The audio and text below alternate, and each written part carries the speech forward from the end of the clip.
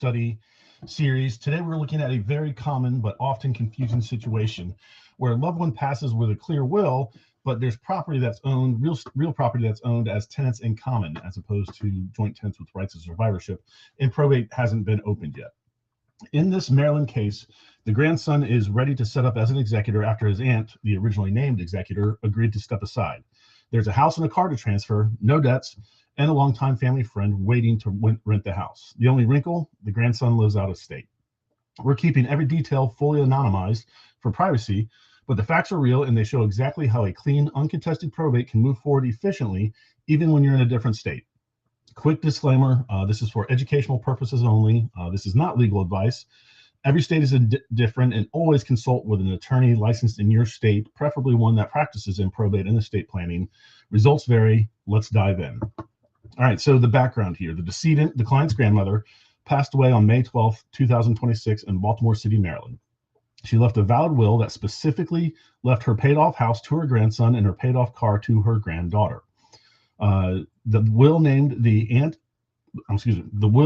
client's aunt as executor, but she was more than happy to step aside and let the grandson serve as personal representative. There are no family disputes. Everyone's on the same page. We love seeing this because it just makes it easier on everyone involved.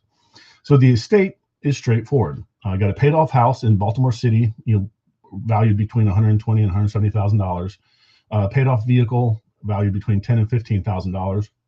And bank accounts with payable on death beneficiaries. These transfer directly, skipping the probate process. No mortgages, loans, credit card debt, or outstanding medical bills. The grandson lives out of state in Pennsylvania and wants to complete the probate process so he can rent the house to a longtime friend of his grandmother.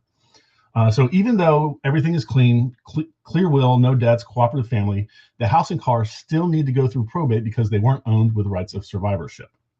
The grandson just can't take title or sell or rent the property on his own. The court needs to officially appoint him as personal representative so he has the legal authority to sign the documents, transfer the car to the DMV, and deed the house to himself.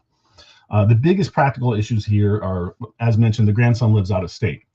So he needs a firm that can handle everything remotely. We do that. He wants predictable pricing and clear timelines before committing. And he needs the aunt to formally step aside so there's no confusion at the court as to who the proper personal representative is.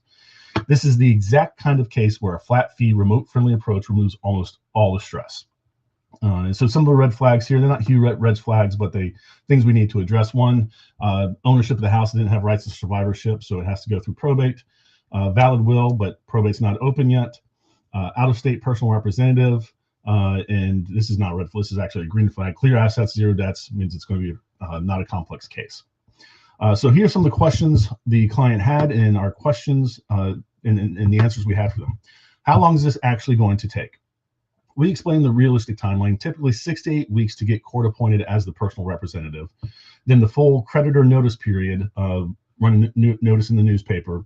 Entire process typically takes about 8 months. It can extend upon that because oftentimes we're at the mercy of the timeline of the court, but we work diligently to get things closed as quickly as possible. How much is this going to cost? For this case, we quoted a flat fee of $6,250. However, we also offer a 20% discount if someone pays up front, which brings that down to $5,000. He plans to split it, no surprise bills, no hourly rate creep. Even if he has lots of questions, he can email us daily and we'll answer questions to make sure that he's fully informed as to what's going on. Can my aunt just sign something to let me take over? Yes, very easily. We prepare a renunciation consent paperwork for her to sign. Once that's filed, the court can appoint the grandson as personal representative without drama. Can we really do all of this remotely since I'm in Pennsylvania? Absolutely. We handle everything via Zoom, phone, email, text, e-signatures. If we need to get wet signatures on things, actual signatures, then we just mail it to them. They mail it back. We mail it to the court. Very easy. He never has to drive Baltimore for routine matters. So yeah, here's the clear plan we laid out just to kind of sum everything up. Once he signs the engagement letter and pays the invoice, we start working. We send a detailed intake questionnaire to get information on the assets and the beneficiaries and heirs. Then you get scheduled with a paralegal to get everything buttoned up and filed with the court. And we file a petition with the Baltimore City Probate Court, open the estate, appoint the grandson as the personal representative, of course, with the aunt's consent, handle the creditor notice publication, and once he's appointed, we file the probate prepare the paperwork transferring the house and car title to the house to himself and car title to his sister.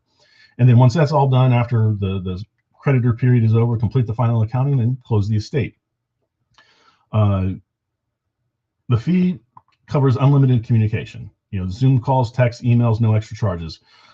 He and his sister planned on splitting the costs. We position ourselves as true partners.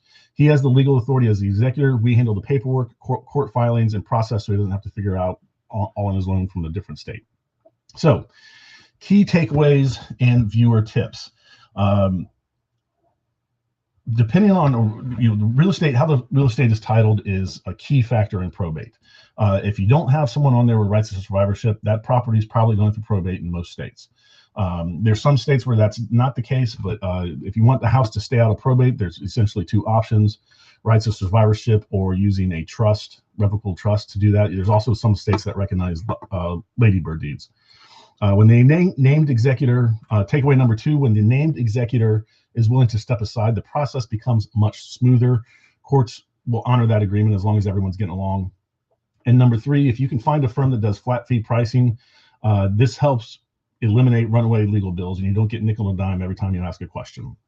And here's a pro tip: if you own co-property, or if you co-own property with a parent or a loved one, check the deed language now.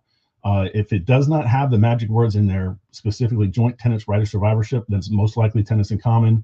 And when one of those owners pass away, chances are that property is going through probate, and you'll have to deal with the time and expense associated with it. So if you're dealing with a similar situation, out-of-state executor, need to appoint a new personal representative, or just trying to understand the timeline and cost, drop your questions in the chat right now. I'll answer as many as I can, or we'll follow up on later on. And next week, we'll be back with another real case study. Make sure you hit follow and subscribe across the various platforms so you don't miss it.